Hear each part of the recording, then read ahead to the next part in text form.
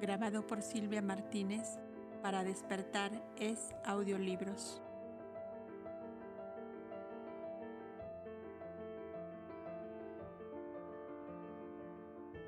Elia y Mavi eran dos gotas de agua por la semejanza física. Eran dos sonidos de un mismo instrumento por la armonía que entre ambas formaban. A través de sus palabras y de sus obras, el lector les conocerá tan bien como yo. Elia, decía Mavi un día a su hermana, a veces me causa un gran fastidio el verme en mi condición de mujer. ¿Por qué? Porque no puedo hacer todo cuanto quisiera. ¿Y quieres más de lo que hemos hecho? ¿Te parece poco habernos venido casi fugitivas, siguiendo a nuestro hermano Abel y hacer aquí la vida que hacemos? Casi como dos muchachas salvajes corriendo por el campo, encima de un mulo para llevar a toda esa gente ropas y alimentos. ¿Te parece poco? No, no es poco, pero si fuera hombre haría otras cosas que no puede hacer una mujer. Ven y mira. Y la decidida e impetuosa joven llevó a su hermana fuera de la tienda y subida hasta aquel tronco de árbol caído desde el cual Abel enseñaba las turbas, le hizo ver un grupo de seres debajo de una vieja higuera cargada de fruta madura.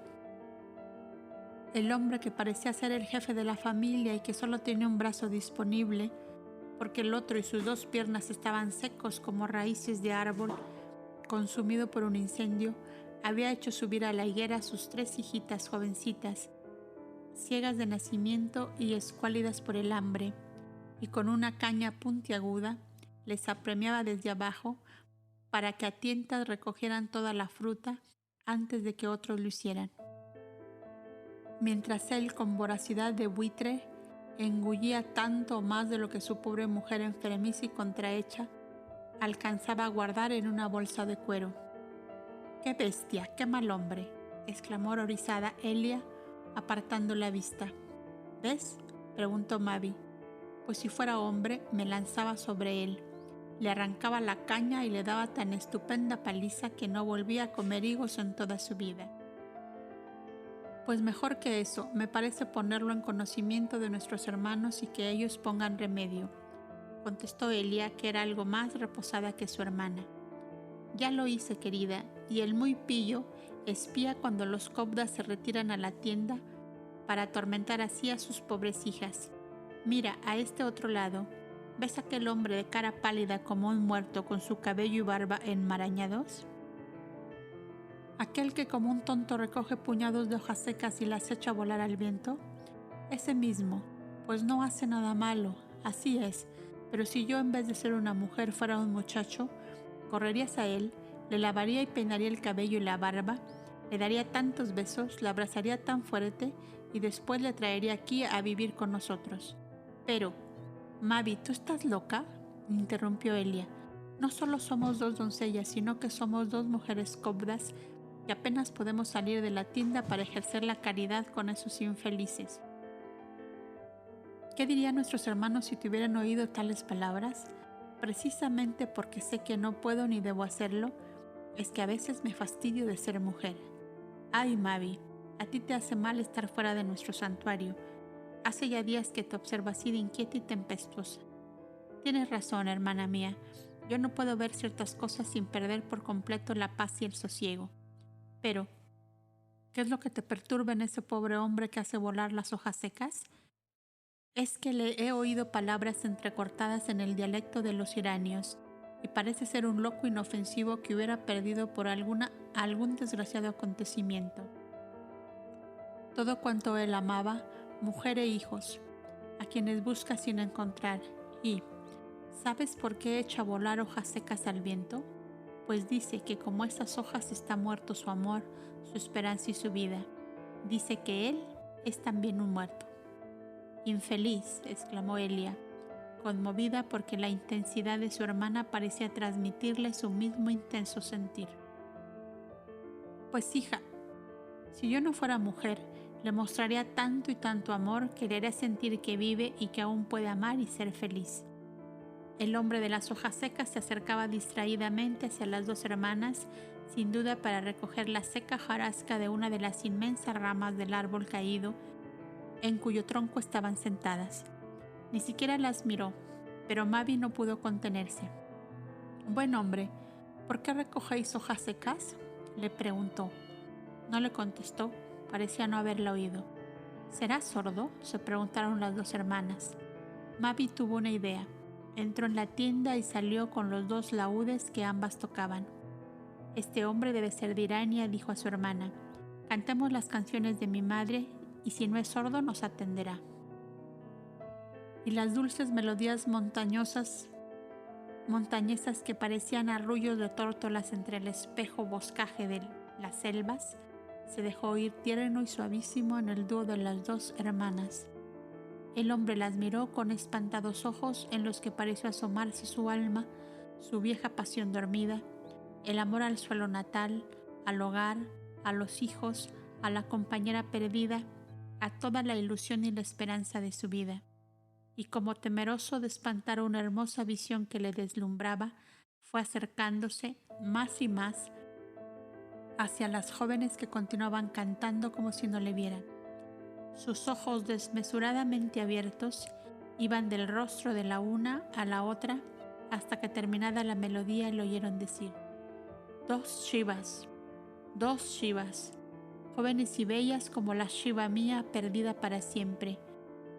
Y cubriéndose el rostro con las manos, volvió la espalda y echó a huir como un loco. Mavi olvidó que era mujer y que era Kovda, y echó a correr atrás de él. Elia, indecisa al principio, no pudo resistirse tampoco a una fuerza oculta que la impulsaba y corrió tras de su hermana. «Venid, buen hombre, venid, que no queremos haceros daño», gritaba Mavi en medio de su carrera. «Habéis nombrado Shiva y nuestra madre se llama Shiva y es Irania como vos». El hombre se detuvo, pero para caer al suelo exánime como si un rayo le hubiese herido. Las 2 hermanas se arrodillaron junto a él. «No está muerto», dijeron ambas, «está desvanecido». Y Mavi fue a mojar en el río su blanco delantal de lino y formando una compresa la puso en la frente del pobre enfermo, diciendo la frase de los Kovdas cuando curaban una dolencia: «Que las fuerzas vitales de la madre naturaleza te devuelvan la vida, la paz y la salud». Y las 2 hermanas de rodillas, una frente a la otra, unieron sus pensamientos y sus manos sobre el hombre desmayado tendido en el suelo. Abel les había visto correr detrás de aquel hombre y caminó hacia ellas seguida de sus hermanos, que a esa hora salían a consolar y enseñar a sus protegidos. Y los Kovdas se quedaron quietos y silenciosos a 20 pasos del cuadro aquel, digno de ser contemplado por quienes, como ellos, podían comprender las explosiones del amor de los hijos de Numu para los azotados por la enfermedad o por el dolor. La concentración de los Kovdas iluminó la mente de las 2 hermanas y ambas exclamaron a la vez, arrojándose sobre aquel rostro inanimado: «Es nuestro padre, es nuestro padre». Y una inundación de besos y de lágrimas cayó sobre aquella pálida frente donde nunca había aleteado la dulzura del beso de sus hijas.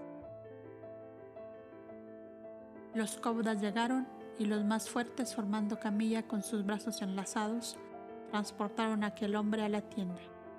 Mientras tanto, Abel e Iber ayudaban a levantarse a las 2 hermanas que, como si hubieran sufrido un gran desgaste, no acertaban a moverse del sitio en que cayeron de rodillas. «Nadie puede separar lo que Dios ha unido», decía Abel a sus hermanas, llevándolas de la mano hacia la tienda donde las Kovdas hacían volver en sí al pobre loco de las hojas secas que, vuelto a la razón, a la esperanza y al amor, nos refería él mismo la tragedia de su vida, y entre ese oscuro laberinto encontraremos también otros hilos perdidos de la historia de la humanidad en ese lapso que he llamado Orígenes de la civilización adámica.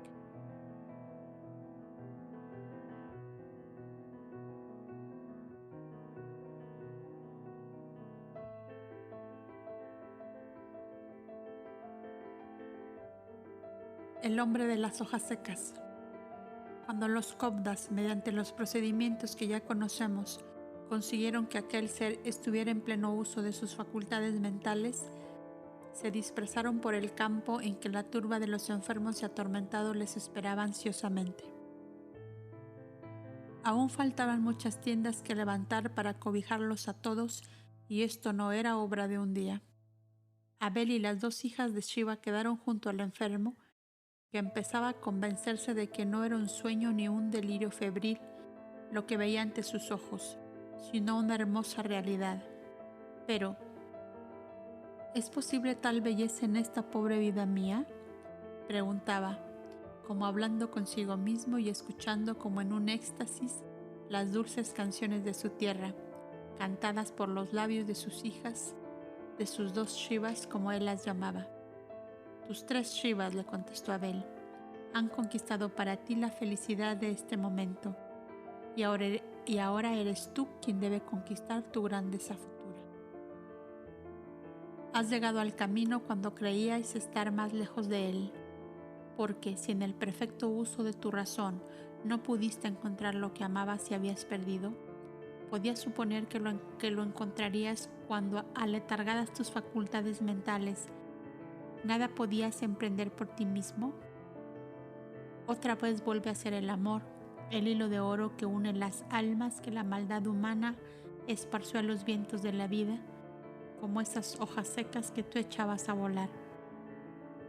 Tu amor a Shiva mantuvo tu alma unida a la suya, y ese amor ha triunfado por fin de todas las contingencias de la manera más inesperada.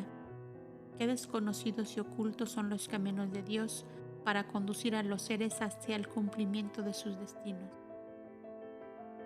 ¿Cuánto he corrido por el mundo buscando a Shiva?, exclamó por fin aquel hombre, abrumado por la felicidad como lo estuviera antes por su desdicha. A través de montañas, de ríos y de selvas, recorrí Etea y llegué al puerto de Salizán, pues algunos indicios creí encontrar de que el raptor de Shiva era de esas regiones costaneras del Mar Grande. ¿Cuántos años pasé pegado como un molusco a las rocas de la costa, pidiendo a las olas del mar que penetraban a mi guarida noticias de la que amaba? En esta búsqueda ansiosa fui perdiendo el hábito del trabajo.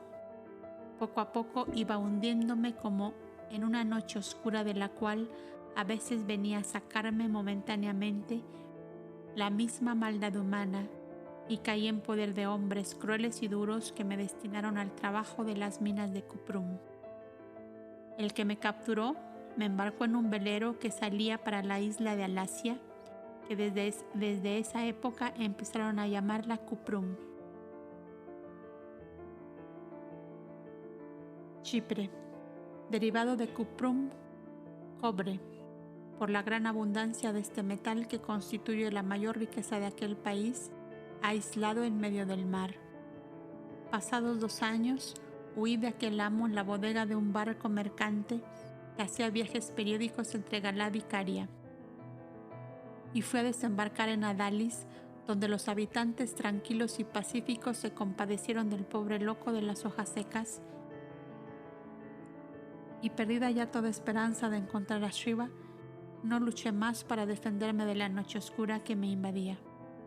Allí encontré 2 hombres vestidos como vosotros, que repartían pan y frutas secas a los desamparados como yo, pero les encontré cuando se embarcaban de regreso a Galad, llevando con ellos varios esclavos que habían comprado.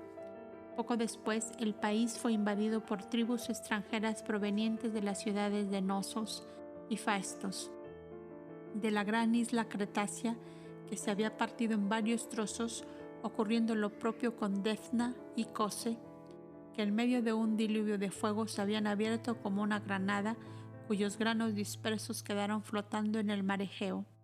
Se dijo que los dioses airados pedían holocaustos, y se dieron las órdenes necesarias para recoger como a ganado montaraz todo hombre o mujer sin familia y sin hogar, con cuyas vidas pensaban aplacar la cólera de los dioses, el cielo enrojecido y el mar sangriento también. ¿Quién se atrevería a hacerse a la vela? Un viejo hechicero gritaba por las calles de Adalis. Ha nacido el Salvador de la humanidad, y los hombres no lo conocen, por eso el mar y el cielo se tiñen de sangre. Y de una luna a otra luna llovió fuego sobre la tierra, y el mar y sus olas se tornaron sangre. Y yo decía, es la sangre de mi corazón que ahoga a los hombres malvados y perversos. Oyéndole hablar así las dos hermanas, se miraron asombradas y con sus ojos interrogaban a Abel, que escuchaba en silencio. No miréis como maravilloso un acontecimiento que tiene la más sencilla explicación natural, les dijo. Nuestros hermanos peregrinos que recorrían entonces aquellos países han llevado a nuestro santuario de Negadá el relato de lo ocurrido. Esas islas que acabas de mencionar fueron en tiempos muy remotos las más altas mesetas de una inmensa cordillera que se abrió en varias partes por grandes conmociones internas de la tierra que estalló en centenares de volcanes. Las aguas invadieron el lugar que dejaban vacío las montañas y los volcanes quedaron en actividad en esas cumbres convertidas en grandes islas. Las erupciones volcánicas han vuelto a repetirse partiendo de nuevo esas grandes islas que han quedado reducidas a un archipiélago. En vez de 3 grandes islas, hay ahora un conjunto de pequeñas islas. No hay lluvia de fuego del cielo, ni las aguas del mar se convierten en sangre. El interno fuego de la tierra que arrojan los volcanes a grandes distancias, consumiendo hombres y animales y arrasando la selva. No debéis tomarlo ni como manifestación de cólera de los dioses, ni como castigo del Dios único que adoramos los Cobras.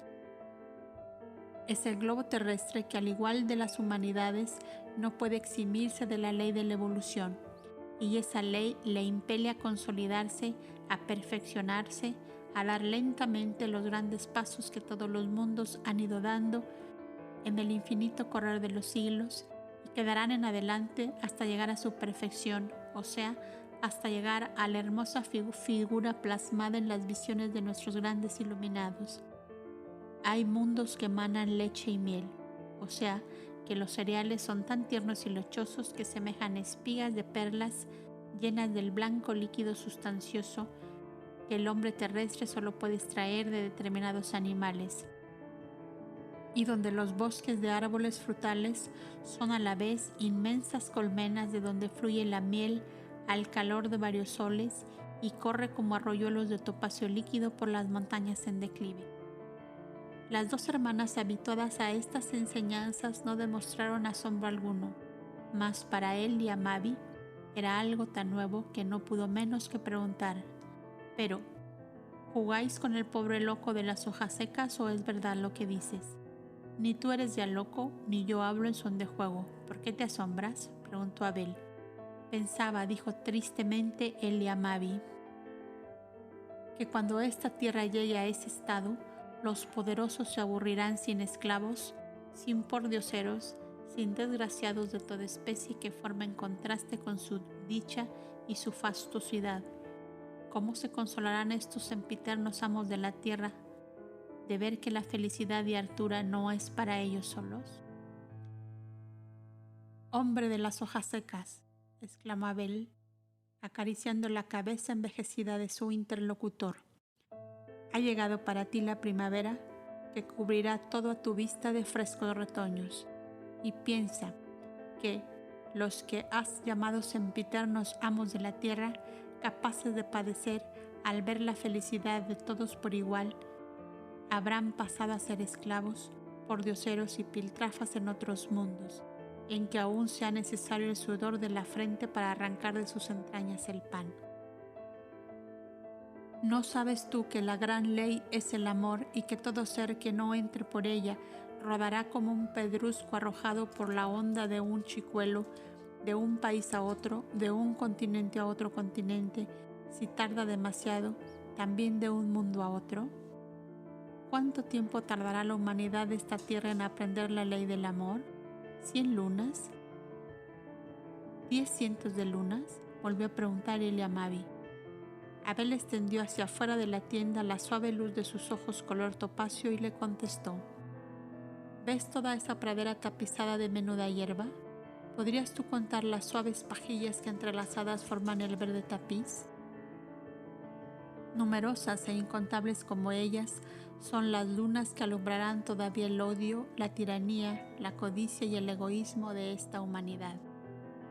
Muchas veces hemos de nacer y morir, tú y yo, sintiendo siempre ruido de cadenas amarradas de miembros humanos, chasquido de látigos encima de espaldas humanas, crepitar de llamas quemando carnes humanas, golpes estridentes de hachas cortando cabezas humanas. ¡Qué horror!, dijeron las dos hermanas, entornando los ojos para disimular las lágrimas que pugnaban por salir. ¡Qué horror!, murmuró también Eliamabi, ocultando su cabeza entre sus manos.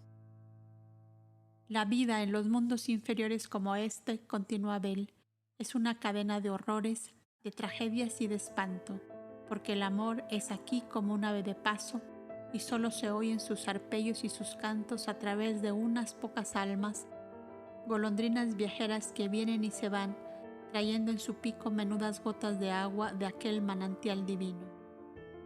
Entre el laberinto de montañas del país de Ática encontré en una de mis correrías, interrumpió Eliamabi, unos extraños seres que se llaman dáctilos, que usan vestidos del color del trigo maduro, que viven entre los bosques, hablan con las estrellas, con los pájaros, con las flores, pues estos hombres, según la tradición del país, son los restos de una escuela de sembradores del amor que llegó hace cientos de centenares de lunas de un país del otro lado del mar, y cuyo jefe, Dáctilos, ha dado nombre a sus continuadores. A uno de esos hombres le oí hablar algo semejante a lo que tú hablas y le dije: ¿no veis que vuestra simiente de amor cae sobre piedras? ¿No veis cómo los hombres se odian, se destrozan y se matan? ¿Qué hacéis vosotros, un puñado de seres, viviendo en las húmedas grutas de la montaña o bajo los árboles del bosque, amando y amando, si a nadie hacéis feliz con vuestro amor? Y el anciano Dáctilos, que me oía, me llevó en pos de sí, entreabrió una espesa cortina de ramaje que cerraba un pasaje entre las escarpadas rocas y me hizo mirar a un vallecito que se habría escondido a toda mirada exterior. Había un centenar de cabañas construidas de piedra blanca con techumbre de pizarra y en ellas una cantidad de niños y niñas, algunos adolescentes y otros jóvenes que formaban entre todos como un campo de rosales en flor. Las mujercitas con túnicas rosadas y los varones azules estaban en dos grandes agrupaciones, las unas bajo la tutela de unas viejecitas de cabellos blancos y de alma infantil, los otros bajo el cuidado de un dáctilo anciano venerable, tan lleno de años como de piedad y de ternura. Las mujeres hilaban la lana y el lino, teñían telas de púrpura y hacían hermosos trabajos de nácar, de coral y de piedras preciosas. Los varones extraían trozos de piedra y bajo la dirección de los dáctilos labraban hermosas formas de aves, de animales y luego formas humanas de una belleza incomparable.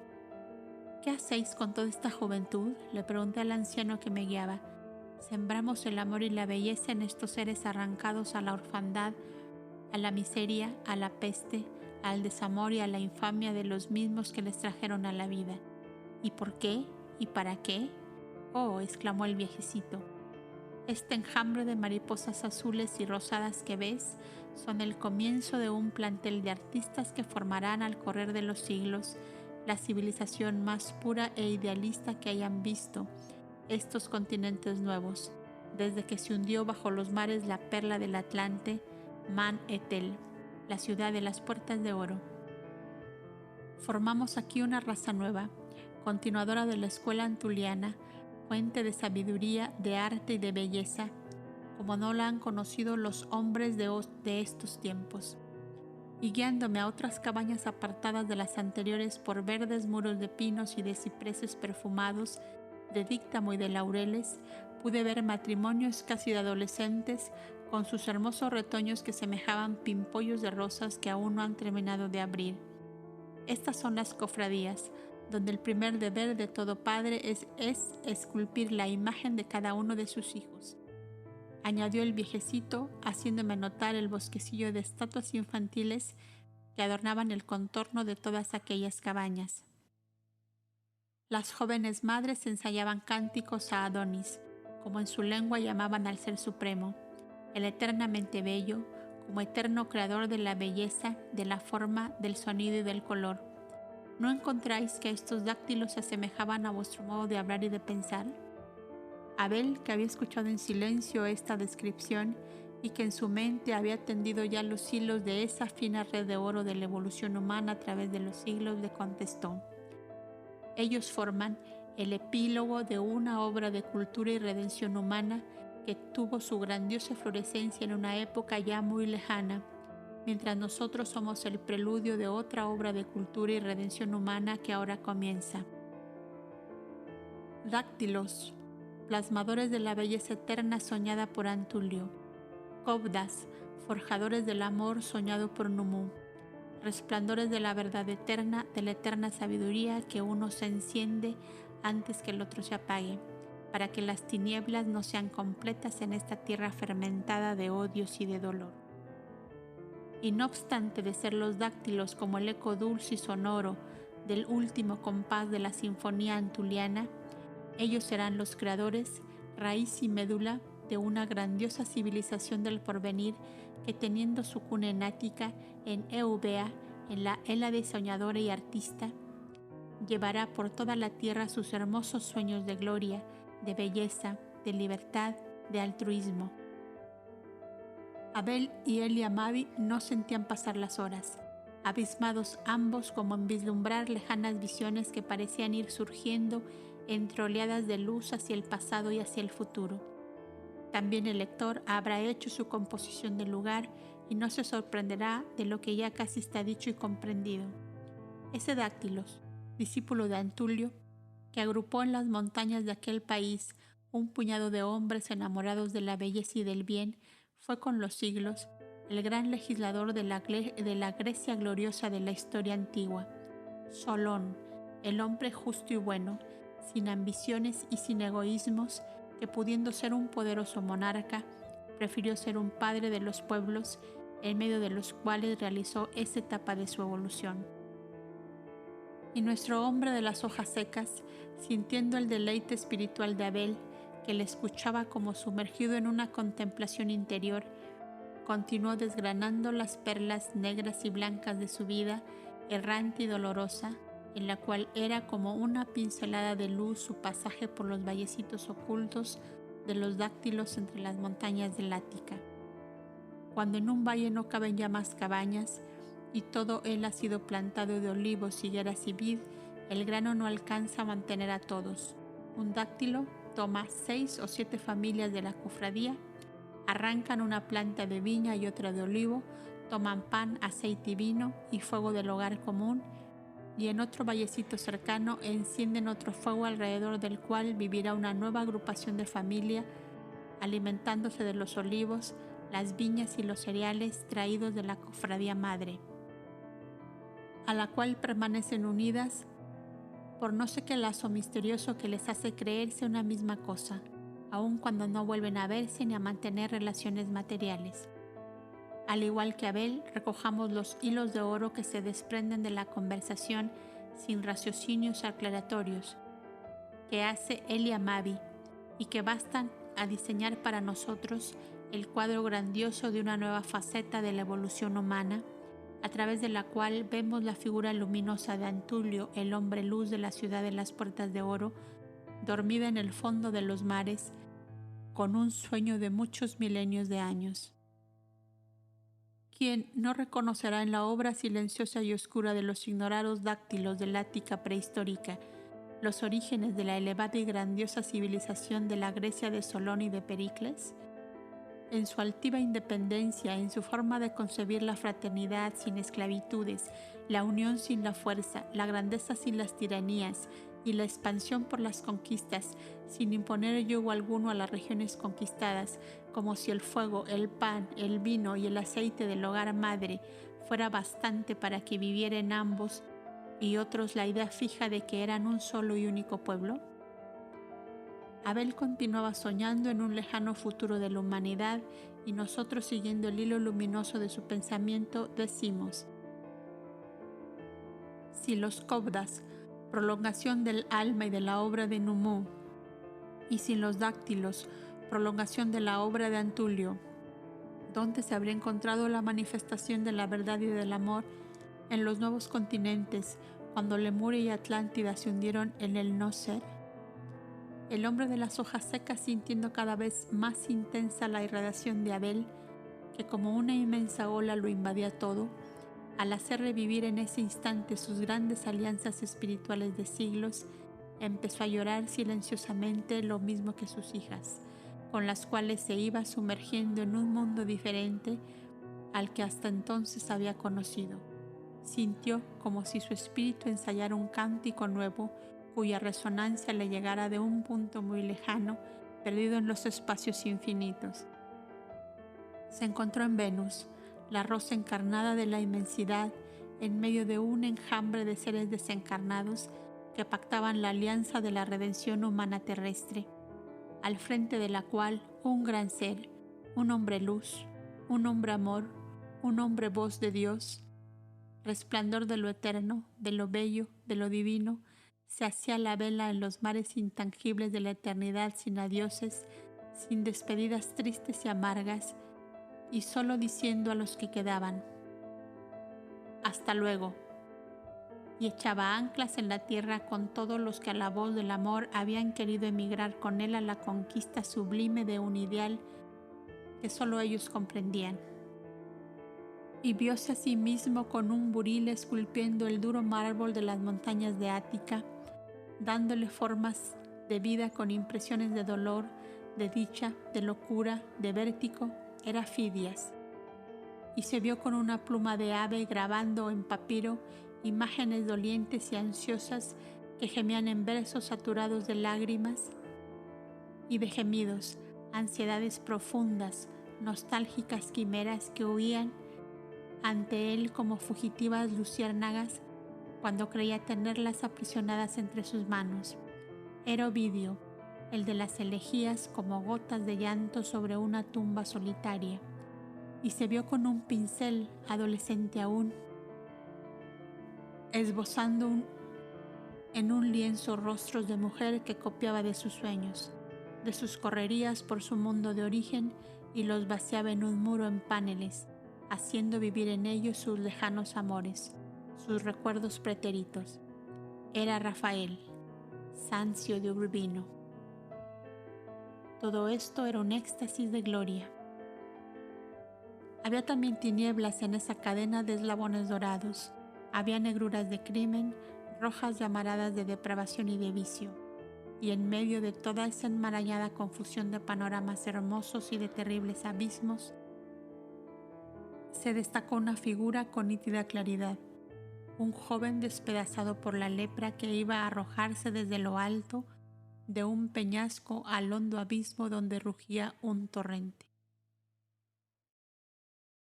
¿Qué haces?, le preguntaba el hombre luz, que seguido de sus discípulos atravesaba por aquel lugar. La lepra y el hambre me acosan, nadie me quiere, malditos sean los hombres. Yo te quiero, no maldigas, bendice siempre. Las aguas del Jordán lavaron sus llagas y la voz del Cristo refrescó su corazón. Gustavo Becker, el cantor de las golondrinas y de las blancas visiones impalpables, nos señala el último eslabón de la cadena de perlas negras y blancas que desgranaba al lado de Abel, el hombre de las hojas secas.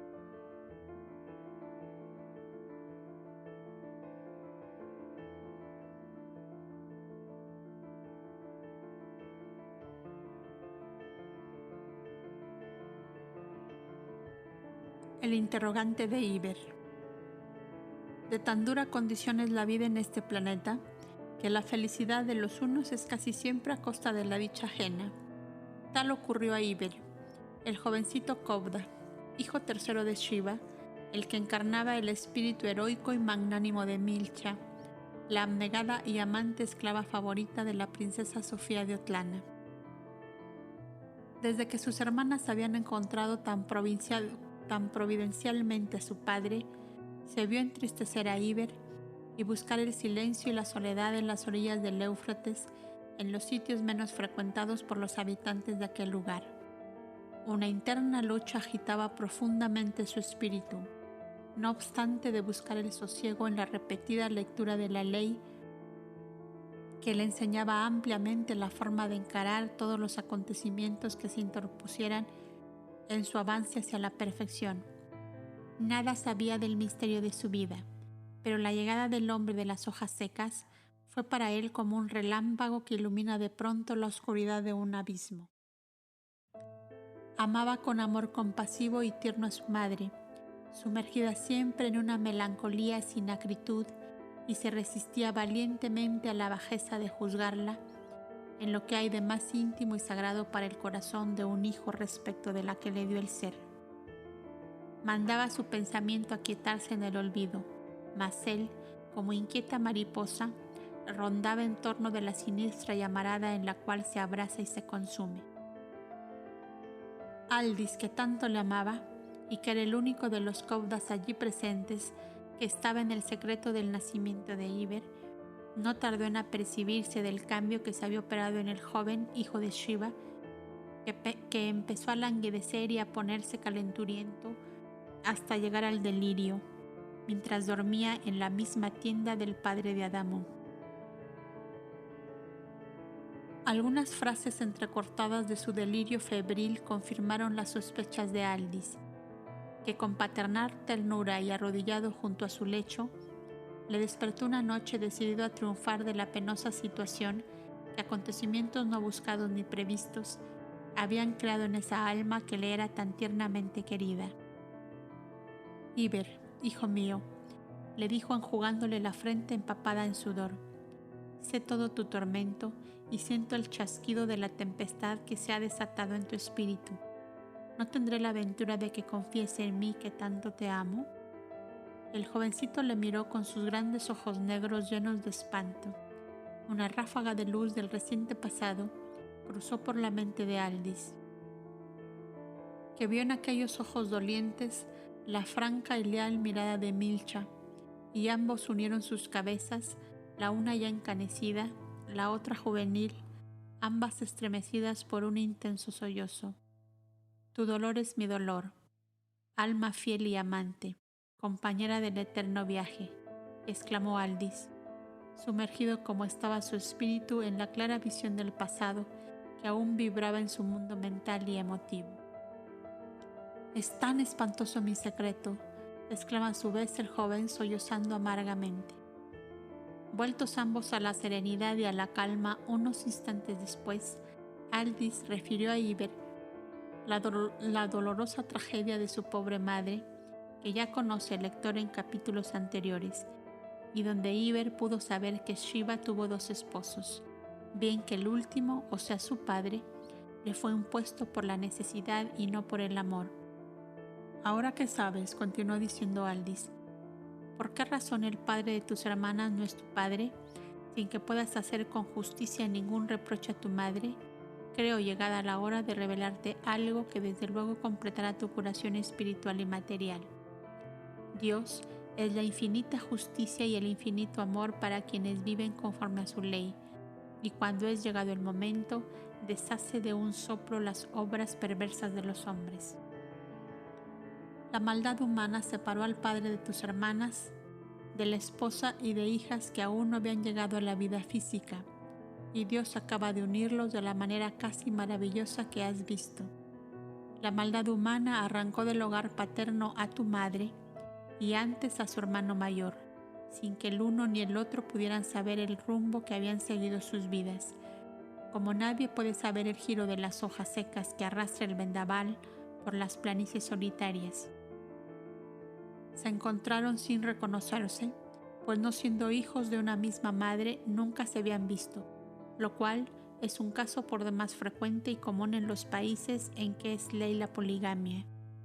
Cuando Shiva huyó de su lado en el jardín aquel de las blancas torrecillas y de los lagos azules, aterrada ante el furor de él por haber descubierto el secreto de sus hijitas, tu padre, Selimán, entró a llorar su desesperación en la torre vacía y solitaria que había dejado Shiva y encontró entre sus joyas y adornos el anillo igual que el suyo, que el anciano padre había dado a la niña como señal de reconocimiento para con su hermano mayor. ¿Y qué hizo? ¿A dónde fue? Interrogó Iber ansiosamente. En las tierras cercanas al mar e Eritrea del norte hay un monasterio Kovda, menos antiguo que el de Negadá, y entre ambos hay íntima relación. Pero nuestros hermanos viajan continuamente, como sabes, rescatando esclavos y prisioneros. Y así, a las 37 lunas de haber tú nacido a la vida terrestre, nuestros Kovdas de aquel lejano santuario vestían la túnica azulada al hermoso caballero de las torrecillas blancas y de los lagos serenos, porque no encontrando felicidad ni ventura en ninguna mujer más que en tu madre, a la cual la ley le impedía tener como esposa, consciente de que era su hermana, fue a buscar la paz de su espíritu bajo las bóvedas tranquilas de la casa de Numú, y sabiendo ya que la mujer amada y tú estabas bajo la tutela de sus propios hermanos, los Kovdas de la paz. ¿Y jamás podré verle?, exclamó con honda amargura el jovencito, pues demasiado comprendo que mi madre y él no desearán encontrarse. Verdaderamente, pero tú no estás en el mismo caso, respondió Aldis, satisfecho de encontrar una oportunidad de sembrar flores de alegría en el alma que tan amada le era. ¿Cómo? ¿Qué me queréis decir con eso? Que actualmente en la caverna del país de Tea, donde Adamú y Evana pasaron su infancia y donde nació Abel, se ha instalado Selimán, tu padre, con 3 Kovdas muy ancianos que han pedido formar allí un pequeño refugio para esclavos fugitivos y para enfermos contagiosos. La dicha y el asombro se pintaron en el expresivo rostro del joven Kovda. ¿Ves?, continuó Aldis, como el eterno amor deshace de un solo soplo los abismos que abre ante los seres justos a la maldad humana. ¿Ves cómo te ha llevado a ti de la mano sin que tú lo sepas hacia donde está aquel que ama a Dios y en Dios y según su ley te ama a ti inmensamente? Iber no pudo contenerse más y en una explosión de llanto largamente contenido se abrazó al cuello de Aldis, que mezcló aquellas lágrimas con las suyas, silenciosas y dulces, impregnadas de toda la dicha y de toda la paz que acababa de derramar tan abundantemente en el alma compañera suya, el alma heroica y generosa de Milcha, aprisionada en esa hora en el cuerpo delicado y endeble del jovencito Kovda, hijo de Selimán y de Shiva. Entonces le veré, entonces le abrazaré. Oh, qué hermoso es ver la claridad del cielo sereno después de una tempestad, exclamó Iber cuando se hubo tranquilizado. Y él te espera, porque sabe que caminamos hacia allá. El amor eterno le impulsó a él hacia el país de Tea. El amor eterno te hizo salir a ti de la paz en seguimiento de Abel, para que Selimán, siervo de Dios, que sacrificó su amor humano y su posición y su dicha en aras del deber, no termine su vida terrestre sin ver ampliamente cumplida la palabra de verdad. El amor es más fuerte que la muerte. El amor es un mago divino que salva todos los abismos y hace brotar las flores hasta en las tumbas desiertas. Oh, el amor cantado por los Kovdas, exclamó Iber, como transportado de improviso a un campo de luz y de flores. Oh, el amor, suave como Dios y como el eterno. ¿Por qué los seres de esta tierra no lo comprenden y lo buscan por su propia dicha y felicidad? Aún es la noche, hijo mío, para esta humanidad terrestre, y felices de nosotros que hemos podido vislumbrar, como por un resquicio, las claridades lejanas aún del amanecer. La luz del alba empezó a filtrarse por las pequeñas aberturas en lo alto de la tienda en que esta escena se desarrollaba, y como suave cantar de alondra mañanera, el gemido de una lira comenzó a preludiar el himno del amanecer, con que el Kovda despertador anunciaba a sus hermanos la salida del sol, que debía encontrarles a todos reunidos en la improvisada mansión de la sombra para la concentración matutina. Salve, luz de los cielos eterna, que siembras de rosas el inmenso azul y despliegas en tenue alborada tu clamideteria de Nakaritul. ¿Qué le dices al hombre terrestre, maga de los cielos, en los signos vivos que escribe tu dedo cuando asoma el sol? Que soy el heraldo del eterno amor. ¿Qué le dices al rudo labriego que oculta en los surcos de la madre tierra el grano de trigo que se torna en pan? Que mi beso ardiente lo va a fecundar. Hada de los cielos, maga del espacio, ¿qué dices al hombre que mata y que ríe, sin que su alma tiemble de espanto y de horror? Que soy el archivo sagrado de Dios. ¿Qué dices al hombre que ausculta el espacio buscando en las ígneas rutas de los astros el profundo arcano del que siempre fue? Que soy la serena mirada de él. Luz de lo infinito, luz de la alborada, luz que resplandece radiante al cenit, luz que se diluye en lacias violetas cuando ya la tarde se esconde a dormir. ¿Qué dices al niño que ríe en la cuna y al hombre que goza de grande esplendor y a la madre que riega de llanto la tumba que al hijo de tierra cubrió? A todos les canto la misma canción. Salve luz de los cielos, eterna hada misteriosa, que todo lo sabes y todo lo ves. Dime tus visiones, dime tus leyendas, esas que recoges en los pabellones de ámbar y turquesas de tu áureo dosel. El que las busca, las ve. ¿Eres la infinita serena mirada? ¿Eres el heraldo del eterno amor? ¿Su beso fecundo que todo lo anima? Espejo en que plasma tu aliento de maga con vivo color todo lo que es la vida cuando es vibración. ¿Por qué copias el drama estupendo de siglos y edades que en ronda gigante desfilan como exhalación? Porque todo es hoy.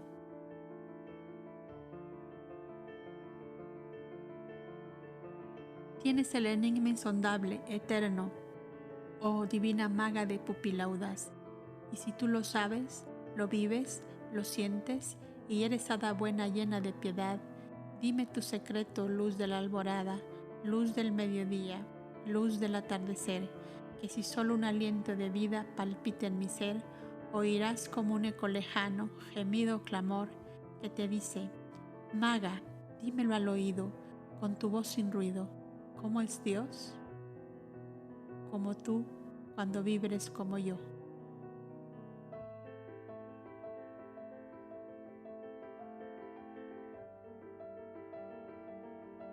Los cañaverales del Éufrates, el gran río que nacía en las montañas de Man y que saltaba impetuosamente como un torrente desbordado en un cauce profundo.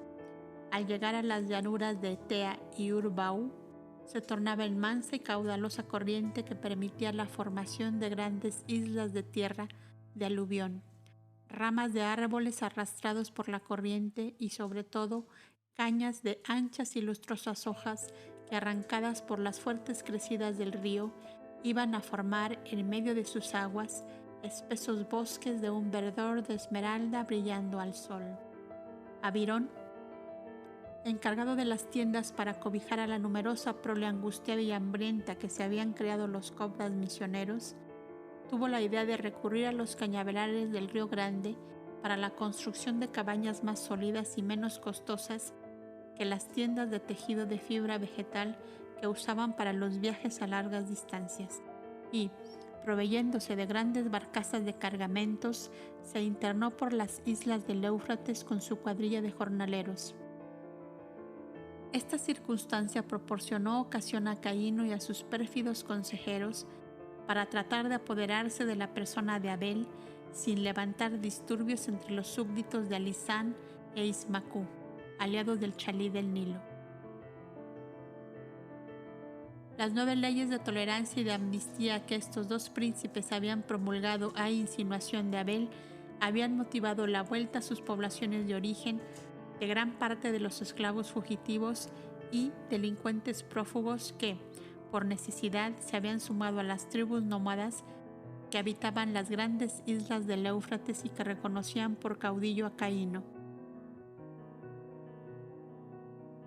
Sus magos y sus augures le habían dicho: Aitor, hijo de la luna, nombre con que designaban a sus reyes semidioses los pueblos vecinos del Cáucaso, si no Si no eliminas de tu camino al hombre de la luz, su claridad matará la tuya, y la noche eterna se hará para ti.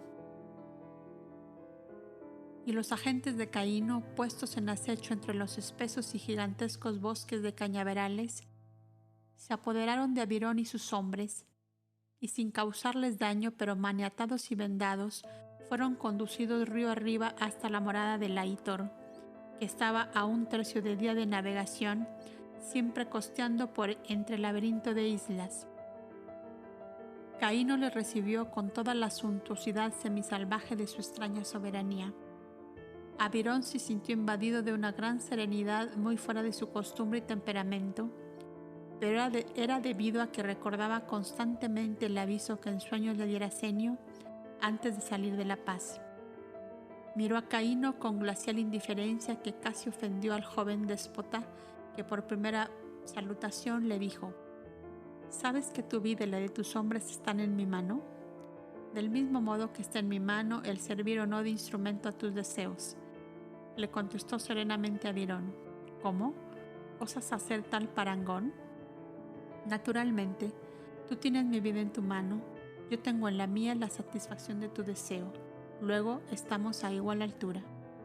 Tal audacia agradó a los viejos y astutos consejeros de Caíno, que le dijeron: Este hombre merece ser el segundo después de ti, oh Aitor, porque no teme la muerte y aprisiona al vuelo la mariposa roja, nombre que daban ellos a un pensamiento de exterminio de uno o más hombres. Muy bien, Abirón, te he hecho venir para proponerte lo siguiente: que me conduzcas sin tropiezo y sin peligro hasta la tienda de Abel, porque deseo reconciliarme con él, o que le traigas a él aquí con igual objeto. ¿Cuál de ambas proposiciones juzgas más aceptable? Bien entendido que si Abel viene, vendrá solo contigo, y que si yo voy, iré también solo contigo. Abirón pensó unos instantes, y su ruda fisonomía pareció iluminarse de interior complacencia, recordando a Senio, cuyo amor le había redimido. En la isla vecina aquella en que está el templo de los sacerdotes cushitas, tengo un grande acopio de maderas y de cañas, y con este motivo acudo allí con frecuencia.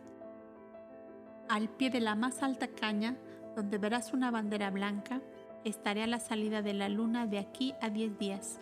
¿Estará contigo Abel? Naturalmente, puesto que es él a quien buscas. Bien, bien, exclamó Caíno satisfecho, mirando a sus consejeros. Dadle lo convenido. Uno de aquellos viejos se acercó al hombrazo redimido de Senio y le extendió un grueso trozo de caña forrado de piel de serpiente con cerraduras de cobre en ambos extremos. Está lleno de piedras preciosas y te devuelvo 10 veces el valor de las esmeraldas que quité de tu cabaña y con las cuales conquisté mi poderío actual. Ahora no quiero nada, contestó el obsequiado. Recibiré tu don cuando haya cumplido el pacto que hemos formado. Es que entonces no será una caña llena de piedras preciosas, sino la mitad de mis dominios que te pertenecerá. Muchas miradas inquisidoras se clamaron en el rostro de Abirón, espiando un asomo de codicia en él, mas no encontraron sino un rostro que parecía de granito, incapaz de expresión alguna. ¿Sabes que si me engañas lo pagarás con tu vida?, volvió a preguntar algo inquieto Caíno. Oh, eso ya está resuelto hace rato, contestó el interpelado. Déjame en rehenes 6 de tus hombres que te devolveré cuando me hayas cumplido tu palabra. Pues será un rehén despreciable, pues si yo quisiera engañarte, nada pierdo en esos jornaleros, que lo mismo ellos que otros me sirven si les pago. Esta fría indiferencia de Abirón trastornaba a Caíno, impetuoso y violento. Fueron nuevamente sujetos y vendados conducidos al mismo sitio de donde fueron tomados. Cuando llegaron al campamento de los Cobdas, todo era quietud y silencio. Solo en la tienda de Aldis ardía el velón, a cuyo resplandor vio Abirón que Iber grababa sobre una plancha de cera, mientras Aldis, concentrado profundamente cerca de él, aparecía inmóvil como una estatua de piedra. Cuando el jovencito concluyó su tarea, Abirón llamó suavemente y entró. Aldis leyó de una ojeada el grabado de Iber y dijo al recién llegado: «Traes mensaje de muerte, mas la ley divina marca la vida y la vida será. Mira». En la plancha de cera, el jovencito psicógrafo había estampado con su punzón en la forma que usaban las almas errantes de Dios para comunicarse con sus hermanos encarnados en el plano físico. Un hacha, indicación de muerte violenta. Después el nombre de Abel, al cual seguía una víbora de 2 cabezas, figuras con que el lenguaje usado por los caudas para todos sus grabados significaban las manifestaciones de las malas artes mágicas. Luego una corona, y Aldis, avesado en este lenguaje oculto, leyó con gran facilidad: pretende asesinar a Abel, una persona de poder que obra por instigación de magos negros. Pero el grabado continuaba.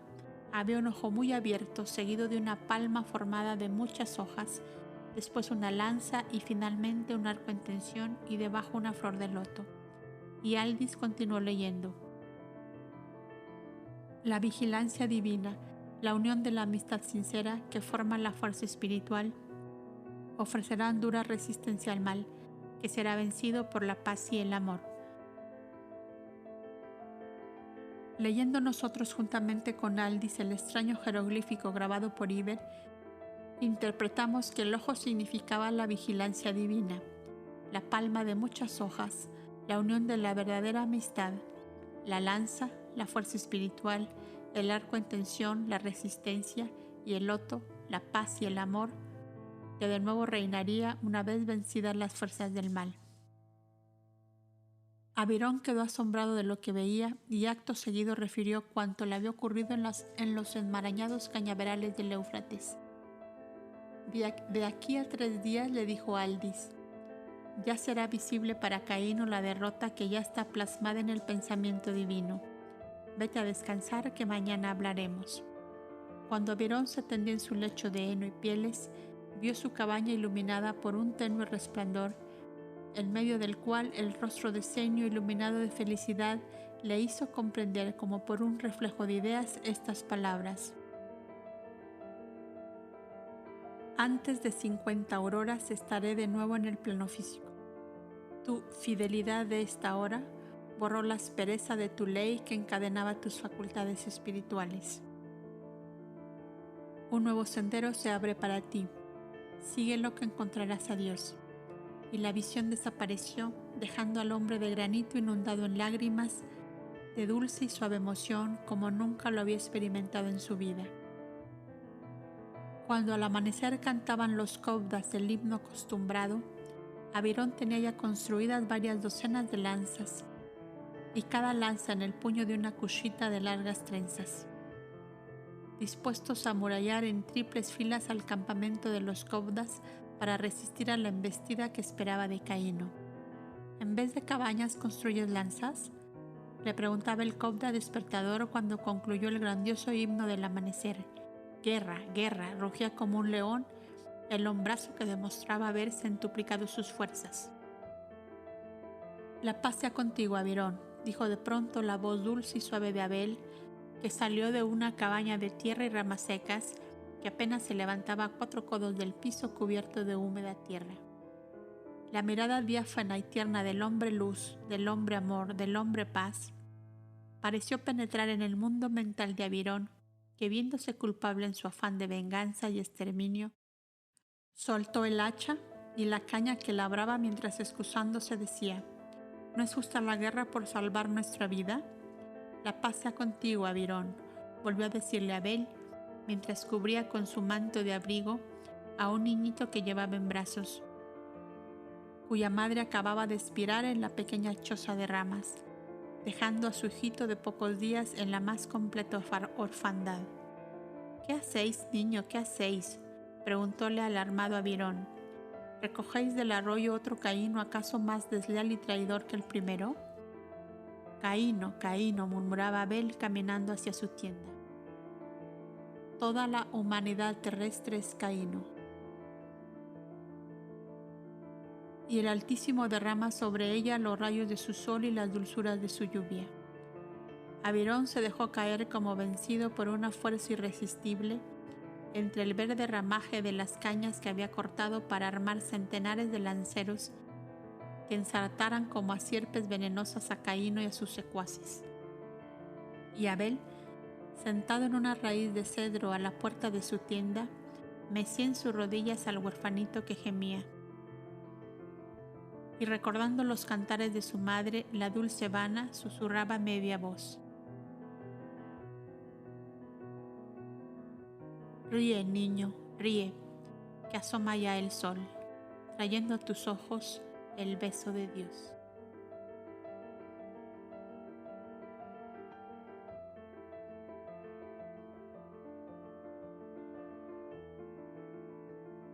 Los dos santuarios.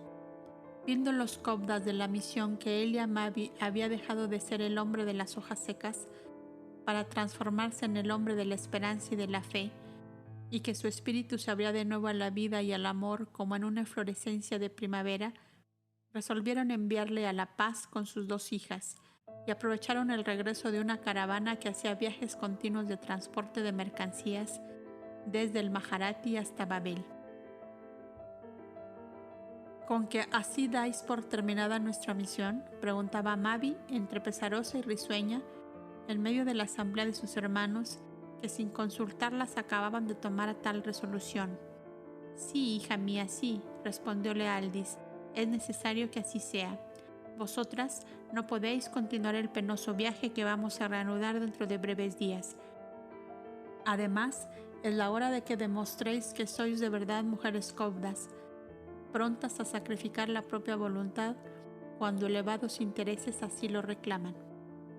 Las dos hermanas buscaron con la mirada el sereno rostro de Abel, en el cual solían encontrar siempre la respuesta a esas internas contrariedades que tan frecuentemente se levantan en los espíritus vehementes y sensitivos. Y Abel, adivinando en aquellos ojos entristecidos la contestación que buscaban, se acercó a ellas para que sin rebeldía y sin dolor aceptasen la resolución. Yo os agradezco infinitamente vuestro amor y vuestra solicitud, les dijo.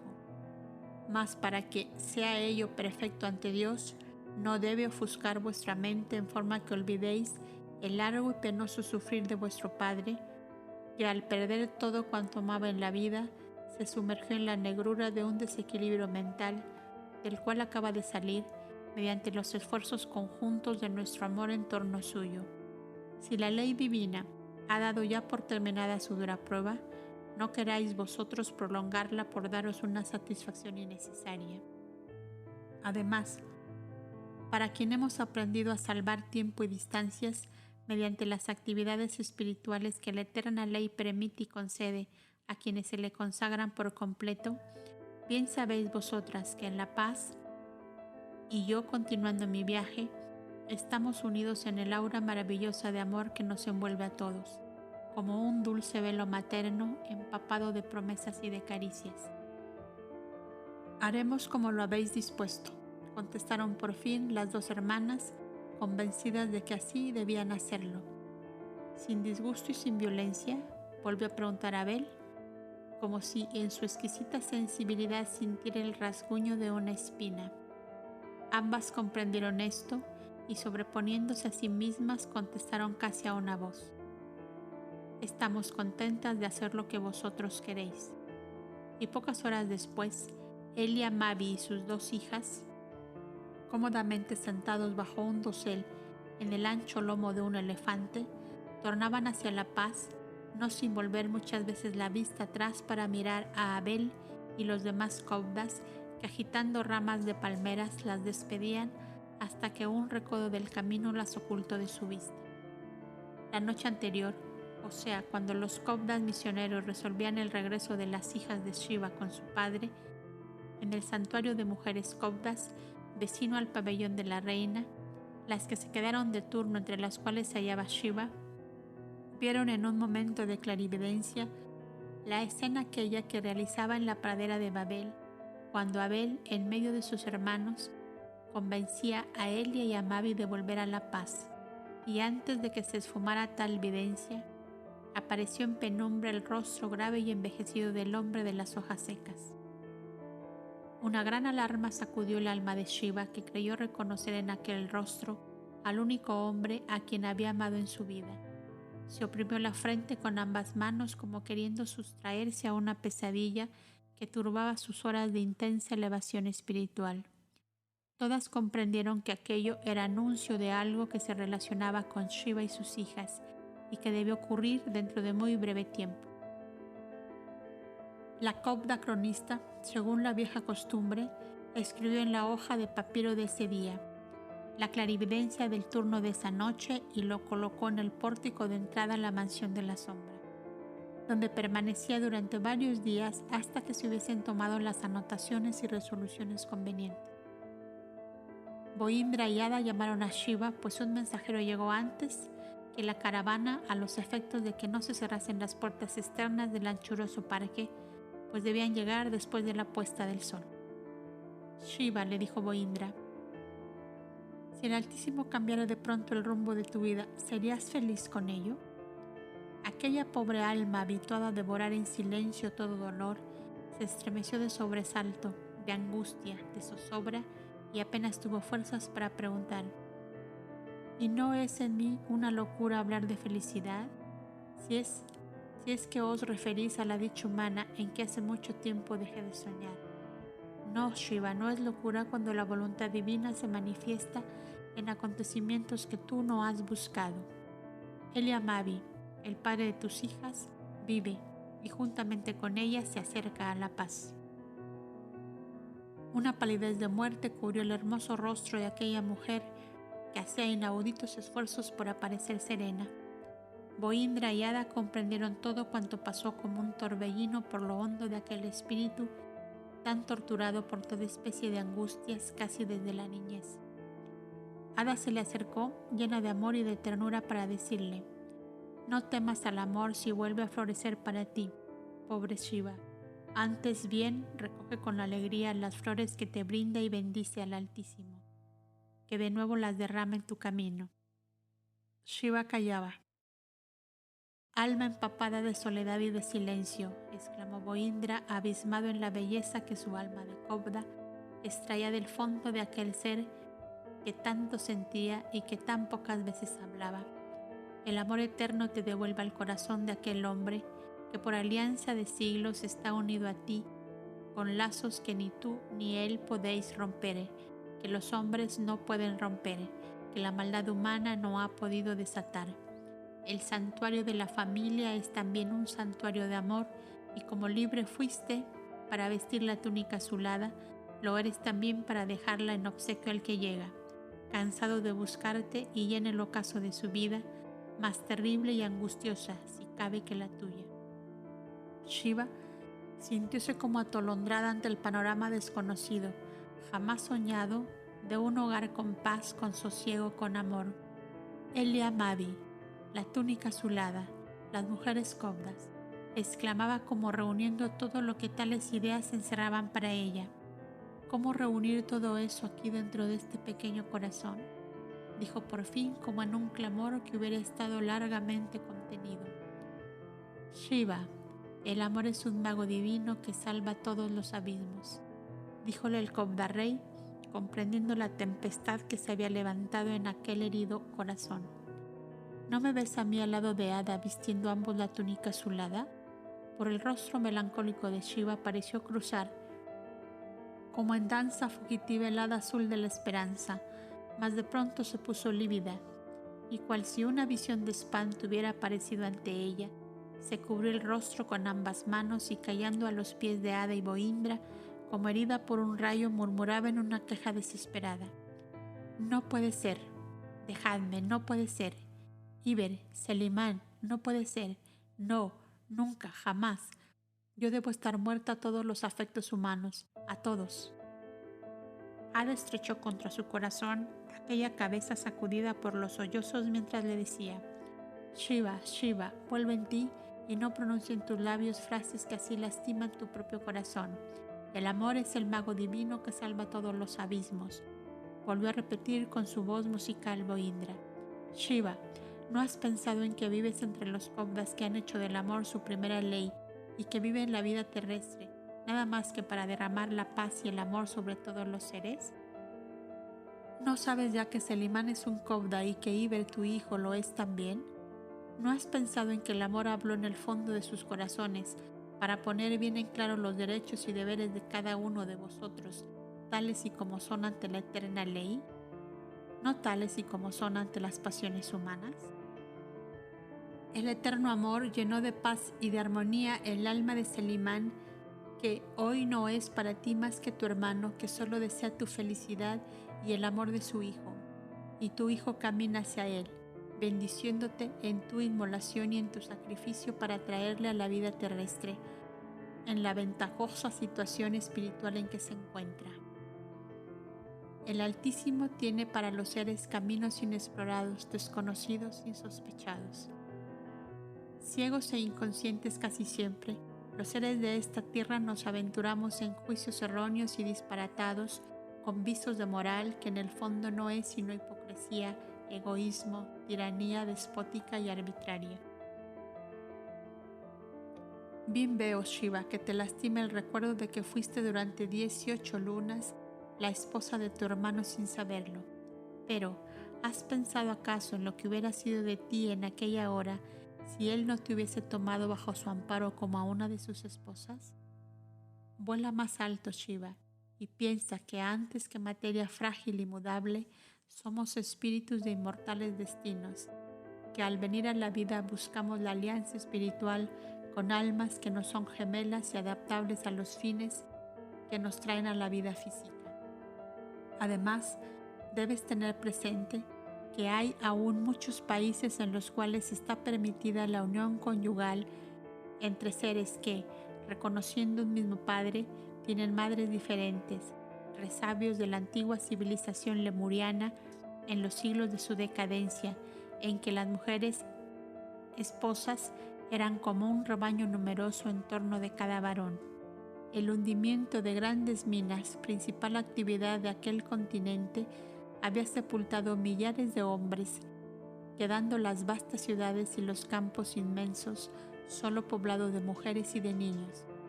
Y de este acontecimiento repetido a intervalos durante más de 2 siglos, surgió la multiplicidad de esposas, llevada hasta la mayor exageración que han visto los tiempos.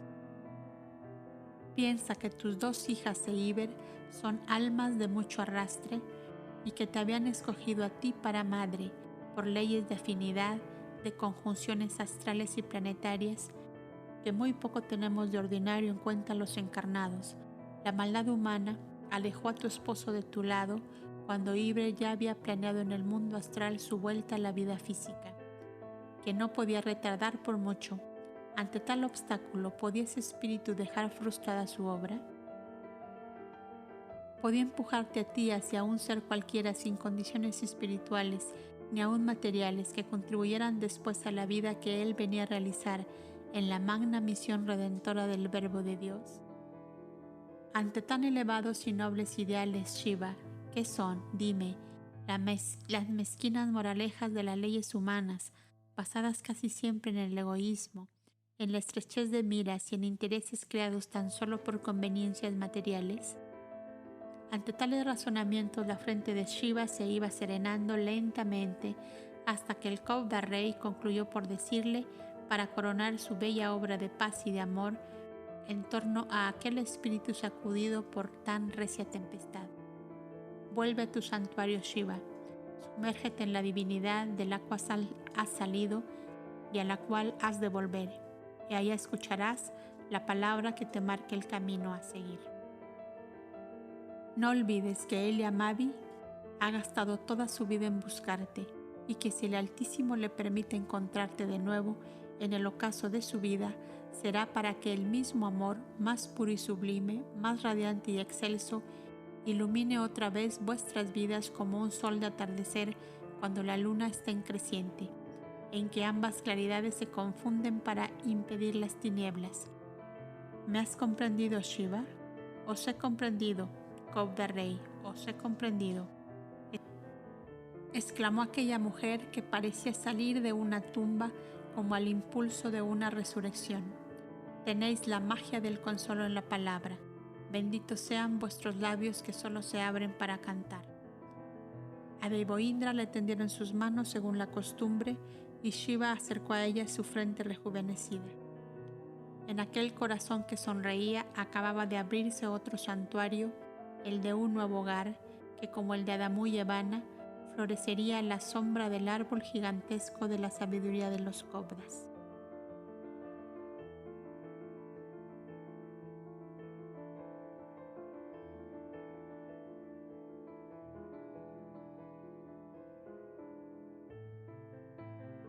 Rosas del atardecer. Buscando siempre la soledad y el silencio, Shiva acostumbraba hilar el algodón o la lana en un jardincillo apartado que se abría como una verde canastilla hacia atrás del pabellón de la reina, al cual estaba unido, como se sabe, el santuario de las mujeres cobdas. Había allí grandes rosales de Irania, su tierra natal, que extendían sus verdes pabellones salpicados de rosas blancas y encarnadas, junto a un pequeño lago circundado de pedruscos que habíase formado por un pequeño acueducto abierto desde el arroyo Chatel Jareb, que Senio había bautizado de Lago Evana. Removiendo piedrecillas y añadiendo otras, durante todos los años que Shiva habitaba en el pabellón y en el santuario, había conseguido dar al pequeño estanque más o menos la forma y apariencia que recordaba al gran lago Urán que se abría al pie de las grandes montañas que dividían su país del país de Sogdián. Había nacido en la orilla de aquel pequeño mar y al pie de aquellos montes gigantescos, y su alma que vivía del recuerdo se encontraba más quieta y serena en aquel delicioso rincón donde las remembranzas parecían cantar una canción que solo ella escuchaba.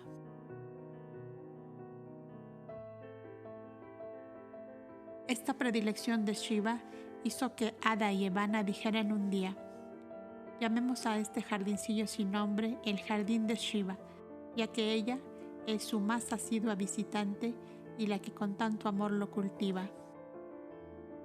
Todo el valle del lago Urán había sido del dominio de su padre, pero ella solo recordaba la cabaña labrada en la falda del monte Sagros, donde pasó al lado de su padre, ya despojado, los años de su infancia, y amontonando piedras y troncos, había formado una cabaña imitación de aquella, donde ella, abandonándose a veces a sus dulces recuerdos, evocaba la memoria de su padre. Sentado sobre una piedra junto al hogar, mientras ella le escuchaba la historia 100 veces repetida. Todo este valle lo llenaban mis ovejas, mis camellos, mis elefantes, y toda la falda de esta montaña hasta la orilla del lago se iluminaba al anochecer con los fuegos del hogar de mi pueblo, que era numeroso y fiel, mientras mis graneros y mis ganados le aseguraban la manutención. Mas, cuando el anciano Aranzán fue prisionero y despojado, los que le habían servido gritaban: «Que roa las piedras, viejo loco, ya que no fue capaz de oponerse al extranjero». Vive y muere en esta caverna, hija mía, donde las piedras te darán más bien el pan antes que los hombres, egoístas, perversos, engendros de los genios del mal. Después, recordaba Shiva, como en confirmación de las palabras de su padre, el torbellino de furias que la arrebató de la cabaña después de ver morir acribillado a lanzazos a su anciano progenitor.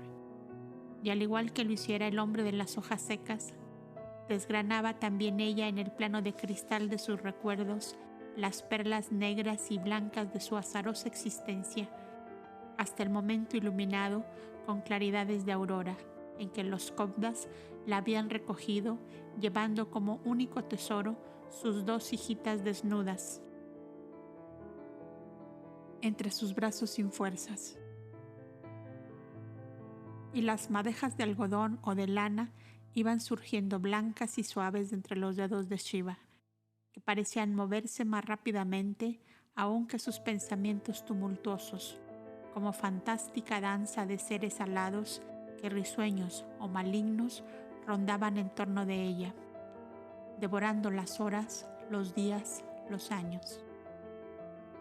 Allí fue a encontrarla Eliamabi con sus hijas, después que el Cobda Rey, con la magia de su palabra saturada de amor, le había hecho contemplar la situación a través del único prisma que se le haría ver con los colores bellos y diáfanos del amanecer. Si sabiendo ya lo que sabes, le había dicho Boindra, abriendo la puerta que conducía al jardincillo de Shiva, eres capaz de permanecer junto a ella sin causarle amargura ni pesar, entra Eliamabi. Mas, si las leyes y egoísmos humanos aún tienen poder sobre ti, vuélvete atrás, porque serías criminal si sobre viejas heridas que aún sangran abrieras otras nuevas en ese espíritu que a costa de heroicas inmolaciones va subiendo la montaña de su purificación. Eliamabi no habló, pero sin detenerse entró. Sus dos hijas le acompañaron hasta ponerle en un pequeño senderito bordeado por ambas partes de laureles y de mirtos que iba a terminar en la pequeña cabaña junto al estanque. Allí la encontrarás hilando. Que la paz sea contigo, Padre. Y ambas se encaminaron al santuario donde el consejo las esperaba para la ceremonia de la reincorporación en su seno, según se acostumbraba con todos los individuos de la institución que habían realizado misiones al exterior. Era sencillamente una tierna manifestación de amor fraternal consistente en cánticos, en aspersiones de aguas puras vitalizadas, en poner sobre las cabezas las manos irradiando todo lo que de grande y bello puede transmitir un ser sobre otro ser.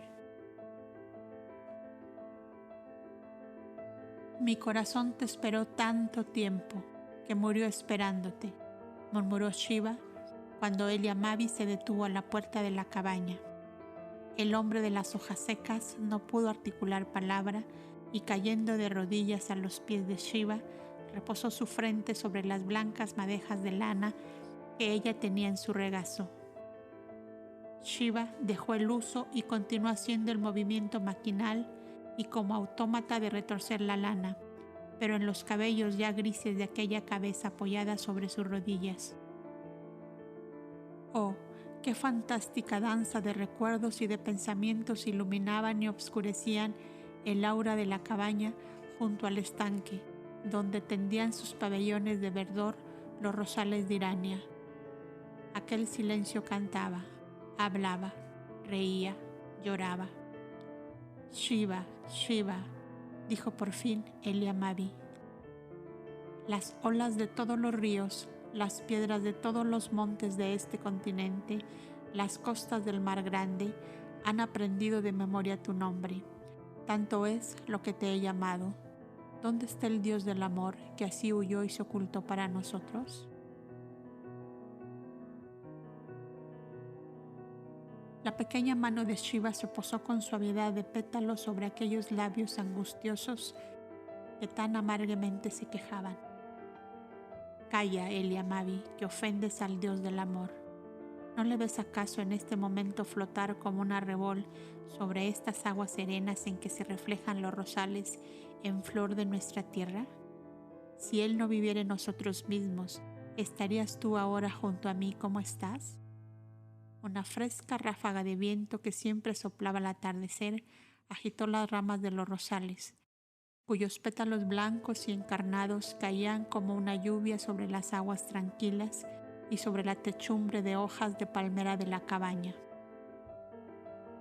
Rosas del atardecer, rosas de la montaña de Irania, exclamaba Eliamabi, recogiendo con amor aquellos suaves pétalos que le acariciaban al caer.